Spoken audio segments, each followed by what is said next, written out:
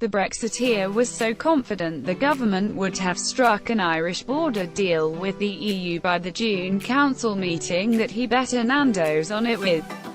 The Labour MP, Mr Umunna, said, "Look at the fundamentals of Brexit. The fundamentals of this thing haven't changed. It is shambolic. It is chaotic. We were told there was going to be a resolution to the Irish border issue back in December. It is still unresolved now. Actually, let us remind this man, he promised me that if at the June Council coming up on Thursday that he would give me a Nando's meal. We would go and have Nando's, and he is paying because he said the Irish border issue is going to be solved over the next few days, so bring it through. He is going to be giving me Nando's because I do not think they are going to be solving this. I want halloumi to start as well as a chicken." Mr Duncan Smith responded, "Of course, providing we go Dutch." Both politicians and the GMB hosts started laughing before Susanna Reid responded with a clever point.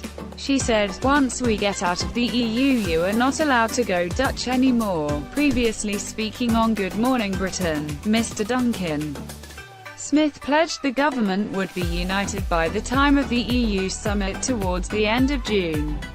Responding to claims from Remainer MP Chuka Umunna, that the government was negotiating with itself, Mr Duncan Smith said, "Well, while we are on parties negotiating with themselves," the Labour MP quickly cut off the Tory, pointing out they were not in government, before Mr Duncan Smith clarified his point.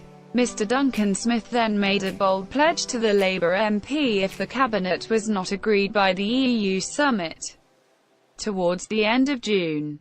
He said, "I tell you what, I will give you dinner or lunch at some point if, by the June Council, they haven't agreed and don't agree on a position that they go forward to, which will include a time-limited point." The Labour MP quickly responded, asking where the Tory MP was taking him.